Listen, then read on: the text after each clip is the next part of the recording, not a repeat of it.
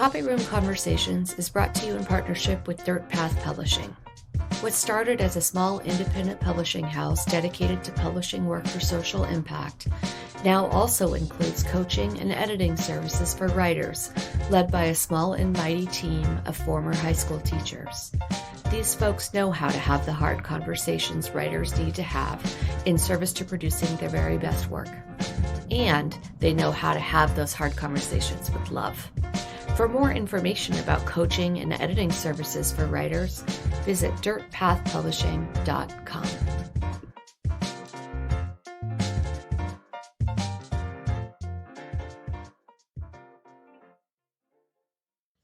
Glenna is a force of nature. Anyone who knows her would say the same. She's among the most generous humans I know, taking in stray animals, children, or friends. Out of bedrooms? No problem. She has a couch. True to brand, she's also fiercely passionate about our work in serving our kids well.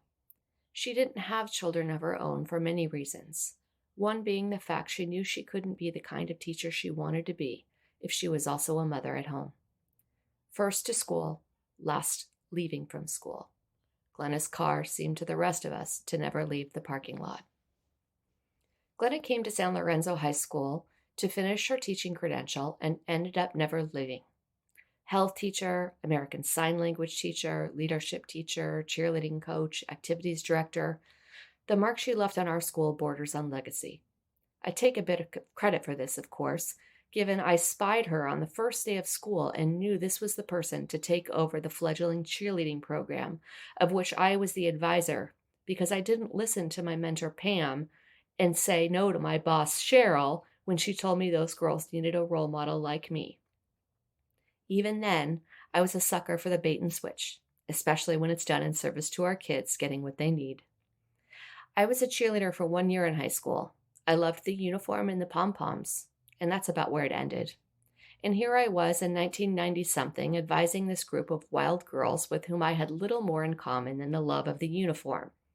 Glenna, though, introduced herself as the cheerleading coach for the California School for the Deaf, in addition to someone who had come to our school to finish her credential so she could go back to CSD to teach. This, of course, did not happen.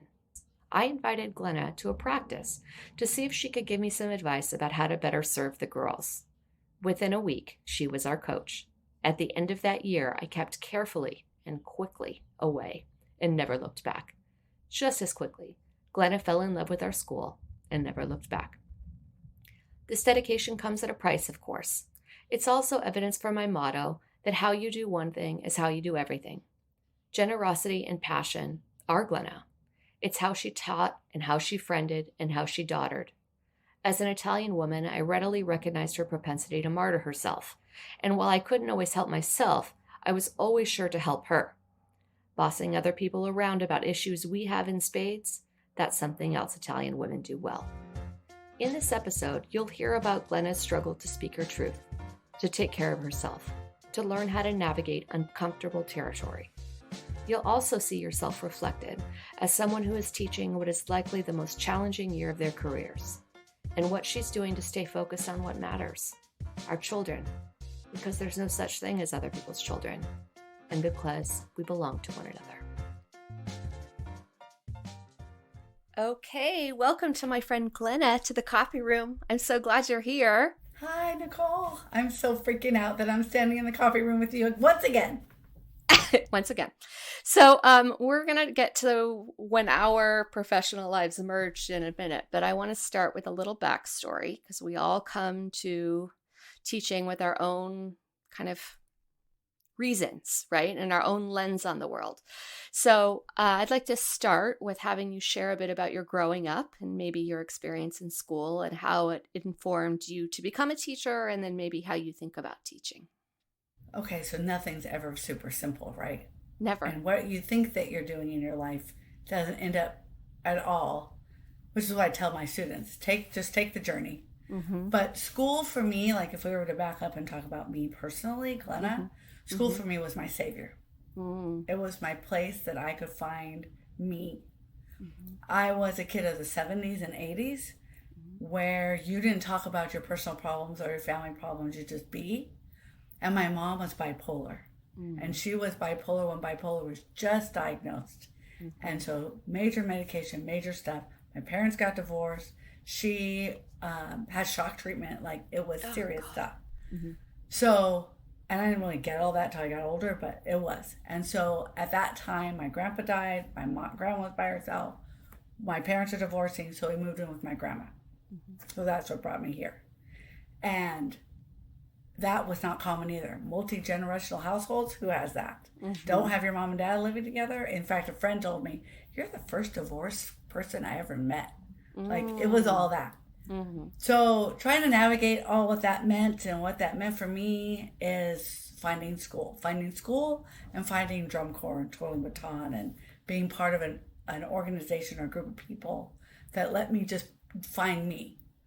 And that's sort of where I took that and was able to bring it home and manage my life at home. But it was hard, because when I would come home, I would put my hand on the doorknob and never know what I was walking into when I came in the door. So being at school, and then I just was that personality that got involved in things. Could it be drum corps that led me there? But I got into student leadership. I became a cheerleader. All of those things drove me to be at school. Be really open to who I'm affected by and whom I'm around. My teachers, for example, I probably would say I teach because of a middle school teacher who really connected to us in two ways. She was a social studies teacher and a PE teacher. She always wore her warm-ups when she was teaching PE and a dress when she was teaching social studies. And it would all be in the same day. And she was very clear that how you presented yourself and what you were doing was who you were to be. Like, it was the smallest little lesson. So anyway, she went to high school with us too, and she was just phenomenal. So that's my life as a kid. So I liked school. As I grew up, teaching found me. I wasn't going to be a teacher. I was going to be a therapist. I'm a child of mental ill parent. Well, of course you'll be a therapist. And I went to school to do that until I got into sign language. And they used to ask me, I was required to do 180 hours of working with the deaf to get my minor degree in ASL. I'm signing while we talk right now.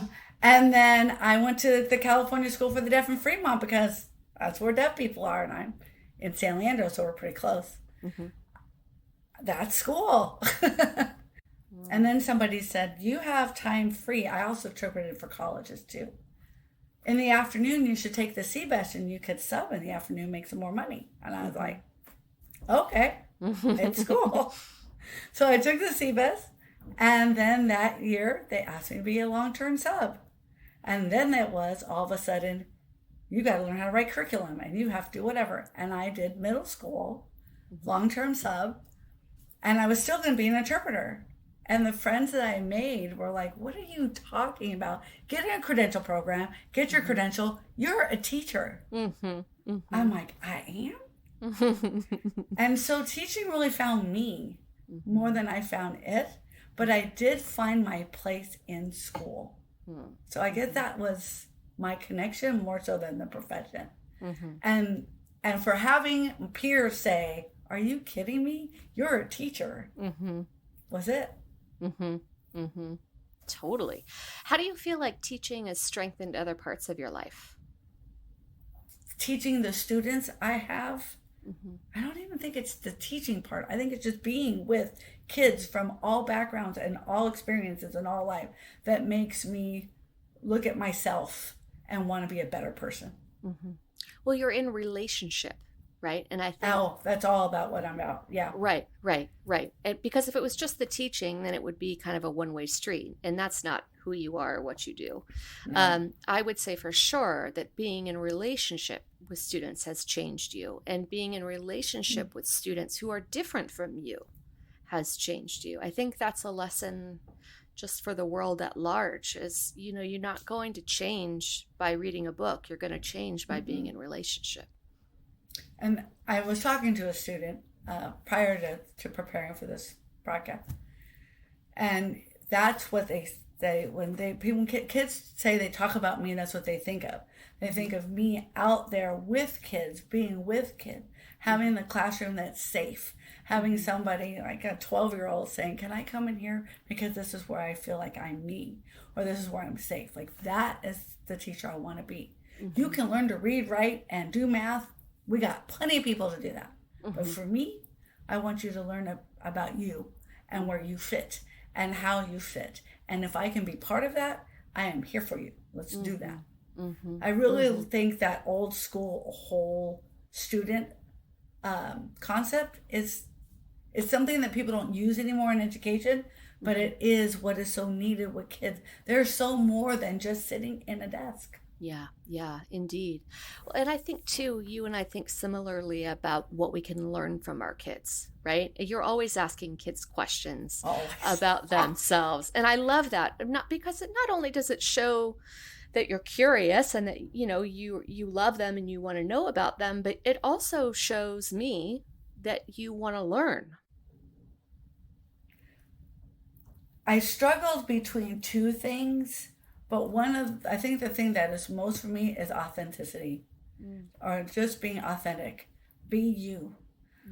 I know there are teachers that will just teach in a classroom and teach their subject. They don't really open dialogue, don't ask me about me, who I am, whatever. I am an open book. I have been through it. Like when kids say they've been, I can't do this, I've got stuff, I'm like, please. I understand stuff, right? Don't play me. I can do this. No, I've been through it too. But which then developed into like being a storyteller. But it's you have to show who you are, and it can be just as simple as having pictures of your family on your desk. It shows that you're a person. It shows that you're a mom, or that you're a sister, or that you're a wife, or that you're whatever. But you're a person, and talk to them about that. And if you're having a crappy day, tell them you're having a crappy day. Tell them why you're having a crappy day. And man, they are on board. They're like, oh, we go, all right. Everybody just, calm down, be quiet. It's being a crappy day. But I just really think being authentic. Don't wall yourself up and just be your subject. It's just so much more than that. Yeah. Teaching today is just so much more than that.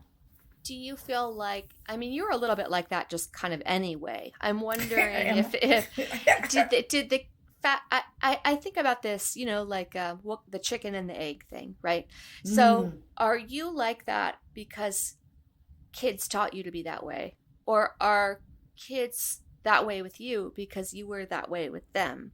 I'm just curious. It's such a feedback loop. Teaching is such a feedback loop. It is. I would say before them, I probably was much more self-conscious. Like I'd be more, not just feedback, but judgment. Because I don't know if I would say I put on a front, but I kind of put on a front. I think when I look at myself back in high school, is I dressed like everybody else, but they were all not labeled clothes, right? I walked in a way, I talked, and I did whatever, but it was sort of a mask. So I was always worried about judgment. So I think until the kids sort of responded to me, did I grow into this person, I guess. Maybe it was always in there, but I think that I was always worried about judgment. It's so interesting. Not being good enough. Yeah. And they taught you that you were. Yeah, that all the stuff that I've been through, I've done stuff, it's been okay. Yeah. I'm okay. Yeah.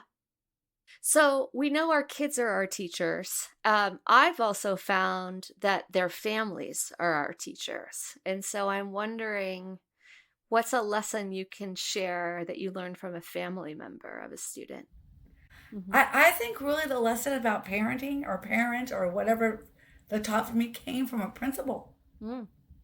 Came from Cheryl Kempra, who told me I had an experience where I got threatened by a kid who got a phone of a student that was in my class and was prank calling people and saw my number and then threatened to kill me and do all kinds of stuff. It was really scary. It was just a prank, a joke, but it really wasn't. and it caused all kinds of stuff. And I want this kid, prosecuted. Like, this is not okay.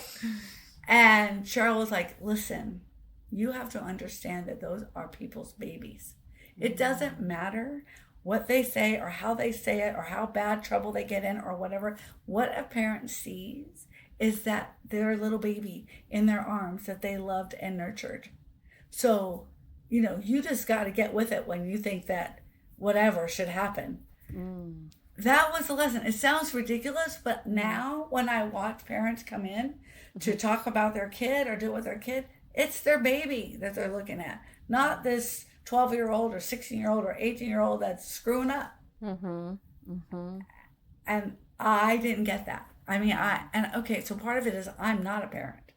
So I do have, and people will say that you don't get it because you're not a parent. I don't know if that's all true. Yeah. I feel I can learn it if I didn't experience it myself. Right. So teach me, tell me. And that lesson itself was huge. I need to get that parents see their babies. That's so big. Wasn't it? Doesn't it sound so simple? But man, it changed everything for me.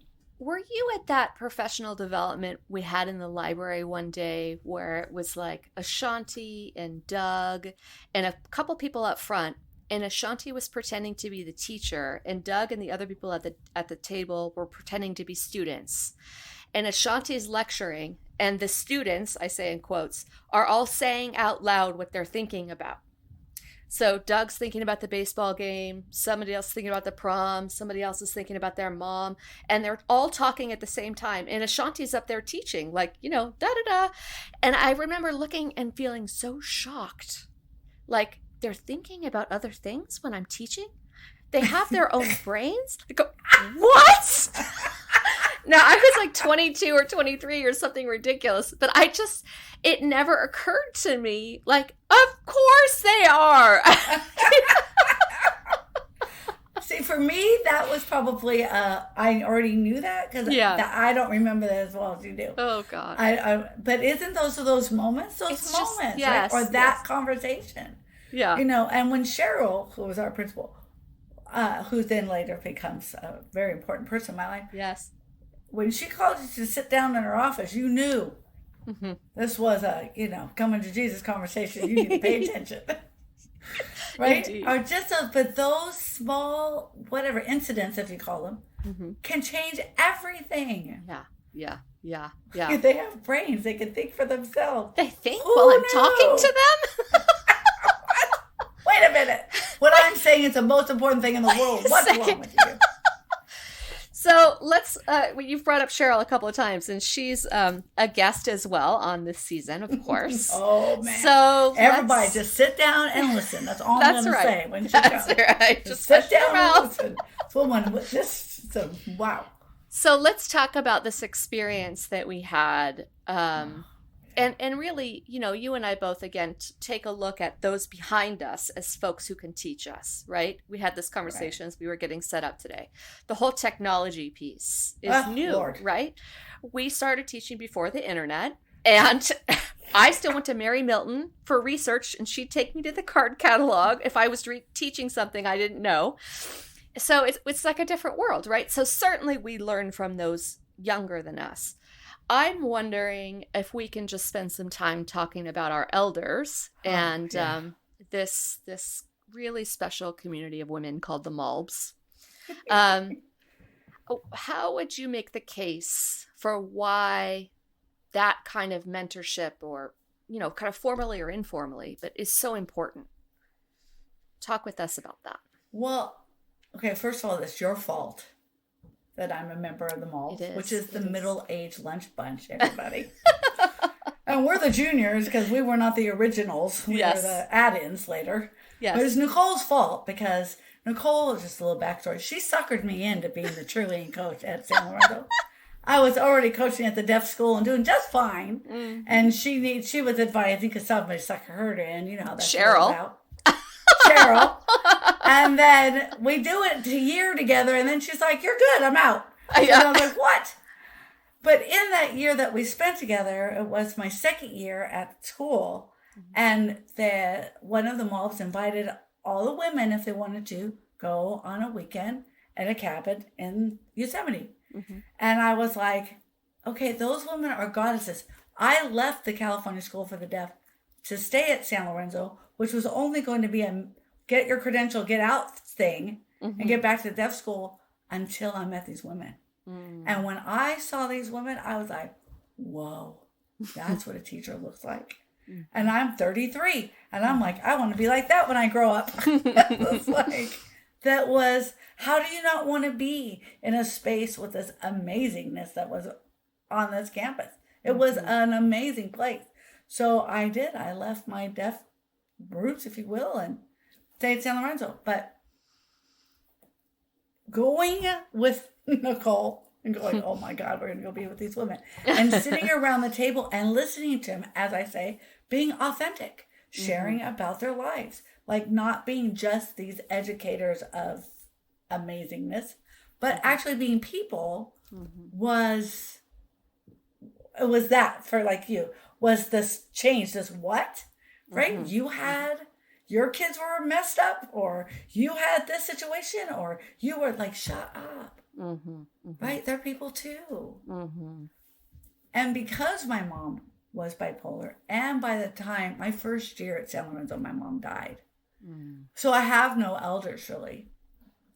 They were that. They were the women that I could watch grow old in the 20 years that we spent together, every twice a year going to Yosemite. And I was able to watch them and listen to them talk about just being people, but growing old and how to grow old and what happens and whatever, and could ask them all those things. I would never, I don't know. If I could grow old with grace, like I feel like, I hope that I am, because of them. But on the teaching side of it, being in a room, because it really was a big room, together, and just talking about school and teaching all day, all night, just all of it, just helped me get rid of the baggage that I might have been carrying. It helped me ask questions, even though I knew that because I asked stupid questions half the time, I think, but they didn't. They'd sit down like, let's work through this. When I was going through this terrible experience with this horrible principal, everybody rallied around and said, let's work through this. There were people on campus who asked, if they could get a pass card into our group. Because we would go in and come out a whole different people. Yes. So how do you manufacture something like that? You can't. I know. It's amazing. Can't read it. You can't get it. It just is. We were blessed. We were so blessed. I think about that all the time. And that's why this whole first season is dedicated to the Mulbs, because there's no teaching career for me if it wasn't for the other 9 of you. Nope. Yeah. I have no idea. Tell me, you said they helped you let go of some of your baggage. And I'm curious about this because it's come up, everybody I've talked to, this notion of perfectionism and how being in relationship with elders helps you just let some of that go. And I'm wondering if that's the kind of baggage you were talking about, or are there other things? Like what was it that you were able to let go, if you can articulate that? And how did they help you allow yourself to let go? Personally or professionally? Either. Personally, you told me I needed to get a therapist. I did. And gave me a number. You're like, you have to let go of your dad issues. Like, seriously. Like, let's get real. Like, as a group, sitting around, whatever, having wine, it was like, Glenna, you got to get rid of your dad issues. Because y'all have to, when your parents divorced and you have a stepmother that was your parents' best friend and a whole story that people had. I had dad issues. And I don't realize I have dad issues until we're talking about stuff. And they're like, oh, look. And I did. I did exactly what Nicole said. I saw somebody and she did some things and I have let go. My heart doesn't hurt anymore like it did. Dad issues. So would that have ever come up with other people? Probably not. Yeah. So that's one. The other is accepting my what do you call it? Missteps. Mm-hmm. Right? And them calling me out on it. Mm-hmm. It's rough, y'all, when they call you Yeah. out. There was never a time where you thought, well, maybe they won't tell me the truth. No, that'll Oh, always. no. Oh, Lord. Don't ask if you don't want an answer. That's right. That's right. Or if they see it through. They'll see it right through you and just call you on it. Mm-hmm. But that was that was one piece of it. But just having them make me, we did some crazy stuff, right? We did some crystals. Mm-hmm. We did chakra. We did some stuff, man. We had a friend, you're going to talk to Toby. So Toby will talk about that stuff. And but even with that made you have to think about yourself. Yeah. So just letting go and having to think about yourself, or even having our friend come in and do massages, right? Just taking care of yourself and thinking about yourself. You mentioned at the beginning how at school you wore a mask, right? Mm-hmm. And it seems like maybe the mobs saw through your mask, told you it was a bunch of bullshit, and then loved you, anyway. They did. Right? They did. Mm-hmm. They did accept me for me and all my whatever bullshit. Mm-hmm. And the mask. Because you don't think that you're wearing one? Mm-hmm. Like, I know I did when I was in high school. I know. Because I walked the walk and did all that. Or talked the talk more. Yeah, walk the walk. Whatever. I did that. Uh-huh. But you didn't think that you're doing that when you're teaching or whatever. Yeah. But, man, they found it. They find your cracks or your whatever and call you on it. Mm-hmm. Yeah. And then love you through it. And make you, and it smoothed it out, right? Yeah. It smoothed out those cracks, right? So that they aren't. And you're not. And yeah. Yeah. So, I always think about them teaching me how to treat kids. You know, I was very nurturing always. I knew how to love a child and I knew how to allow them the space to feel loved. I didn't know how to be a warm demander until they were a warm demander with me. Right? Pam in particular is my, official mentor. She just would never be afraid to say, what the hell are you doing right now? And then put her arm around me and say, let's get this cleaned up because this is not okay. And both do you think that's a relationship you built with them? Because you knew them as a kid. I did, but I think as a kid, I was so worried about achieving and overcoming and see, that was me too. You and I are very similar that way. Yeah. And I think they always made me feel special.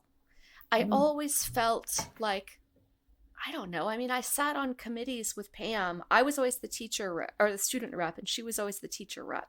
Mm-hmm. And so I got to see this whole backside of what teaching looked like as a 16-year-old kid. And I just was enamored by all of it. And I don't remember, though I will say, even as a kid, I remember on a trip to Ashland once, I was flirting with a boy, but Pam knew I had a boyfriend. And she pulled me aside. Yeah. And said, I just want you to be conscious of what you're doing right now. I was like, oh, shit. Boy. Yeah. Boys on both sides. Yes. Yeah. And who does that, right? Like, but she just told me straight. Girl. Yes. Tell me straight. And then, just make your own choice. But I need you to be aware of what you're doing right now. And she would do the same thing with me as a teacher. Make your own choice. If you want to plan the night before, but you need to understand you're not going to be the best teacher for your kids if you do. And I was like, okay. And that's always how it was. And I think having them treat me that way as an adult, after especially treating me that way as a young person, it's like it seeped into my bones that that's what needed to happen. Well, that must have been where your comfortability was when they were saying, let's go do this. And I was like, what? And then when Pam said 4 years in, because we went every year, that this was our group and then how we became solid together, must have been where that was for you because you could accept that kind of, I don't want to call it criticism, but that kind of a nurturing attack where I didn't get it. I didn't have any of that, right? And I told you that Pam was very much like Diane Sarchett. Yeah. And when I came to San Lorenzo, And there was that big change from 6-period day to 4x4 blocks. So they were hiring crazy, and I got into that hire to finish my credential. It was perfect. And when I saw Diane Sarchette, who says to me, well, it was about time you got yourself here. Like she knew I was coming somehow, because I sort of, I had to do that teaching stuff where you have to go and sit in people's classrooms or whatever. So I went back and I sat in her classroom. And so she's like, it's about time that you got here. But I watched those two together, and I was like, they were so alike. And there was so much power in them. And I was just so in awe. And then when I got to be friends with Pam, I was like, this is it. This is like, these are the people. This is the person. This is, and she was, and tough, man. Tough. Yeah. Tough. I think that's funny that you said Diane said that to you. I keep telling Ashley Vind, someday you're going to be a teacher, Ashley. I know it, but it may just take you longer to know it. That's what I said. Yep. So when you think about being a teacher all these years, you've had a long career. What's been the hardest thing for you to learn, or the thing that took you the longest to learn?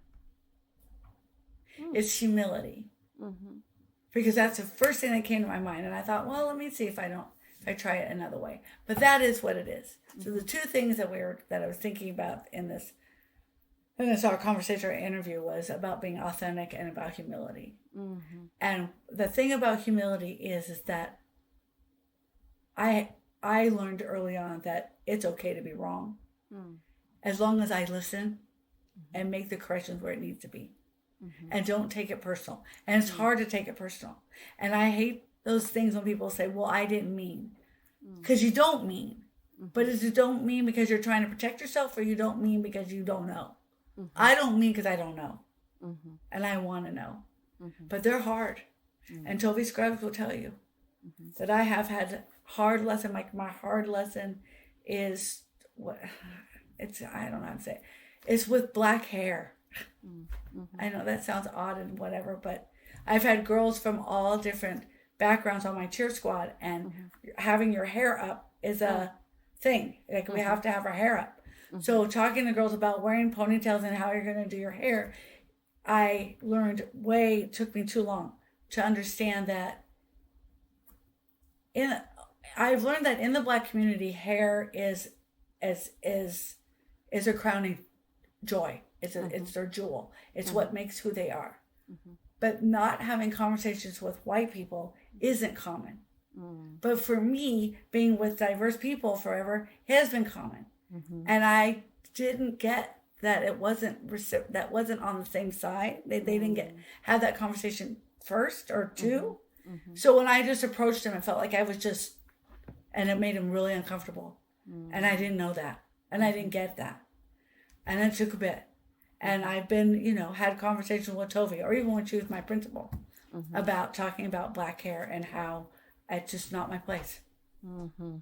So I had to do it differently when I was coaching than just having a random conversation, because it's not a conversation they have. So it isn't a conversation I should have. And that has been humility at the forefront for me, because I didn't understand.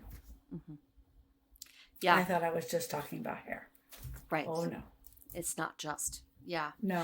And I think that's the tricky part about humility is knowing that even if you don't understand, you have to respect the experience of someone else enough to say, I don't understand, but okay. And right now, as I'm sitting, like my heart rate's gone up. Like it makes me so uncomfortable. Like I want to cry that I've made people feel uncomfortable, or that I've put them in a place that's never what I want to be about. But I can talk too fast or move too fast or say too much, and then I got all of this. And so that's where my humility lies, is that I can make mistakes and I don't want to, but teach me what I'm missing, so I don't continue to do it wrong. I love that. But it's an odd subject matter, but it's big for me. Yeah. Well, teaching is a human endeavor. And so everything that's hard about being human is hard about teaching. And I think sometimes we forget that we're a little microcosm of the whole world in our classroom. And, there's hard lessons to learn, I think. And especially when you are more than just a classroom, and it's outside the classroom, and it's out after school, and it's in all kinds of different situations, right? That it's just more than just that 60 minutes. Yeah. For what I do. For sure. So we're going to transition to the last 3 questions that we ask everybody, no matter the episode. First, what is the song that's your go-to song when you want to have a good day? It's so funny. I think in themes, so my song changes every day. Okay.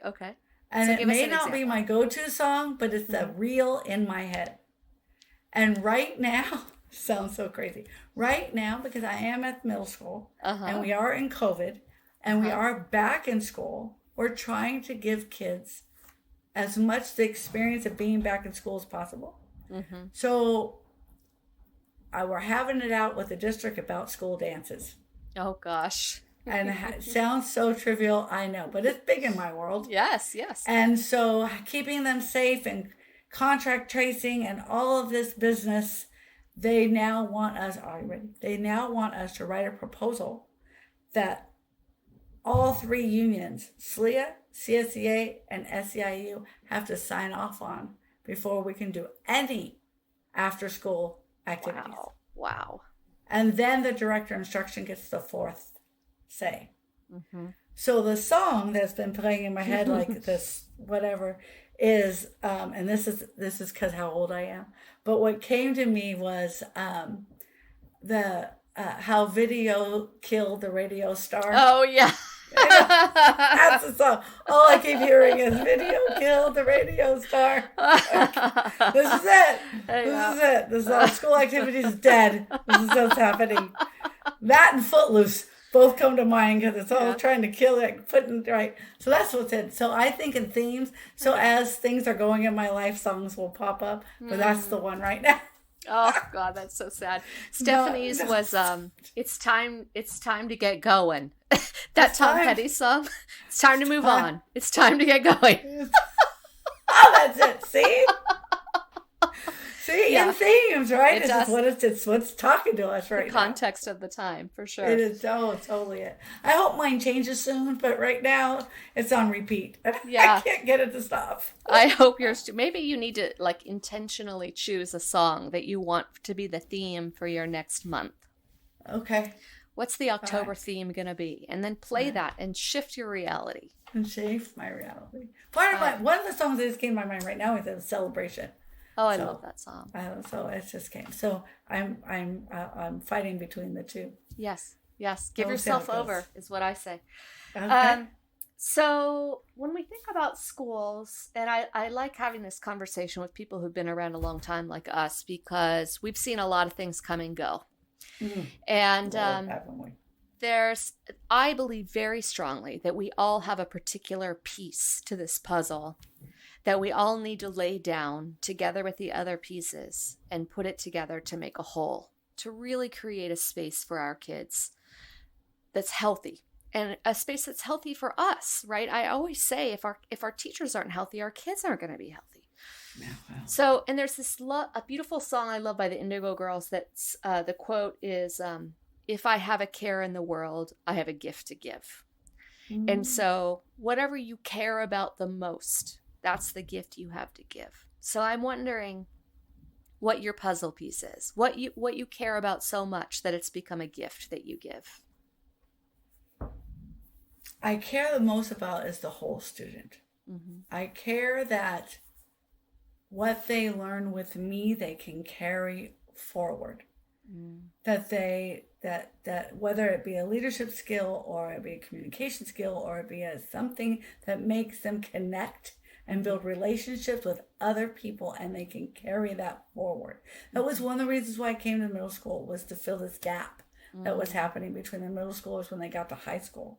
And they didn't get this, there was this whole, well, it was this whole leadership ASB gap, but there was this gap, and I wanted to help fill that gap so when they got to high school, they could really thrive and really move forward.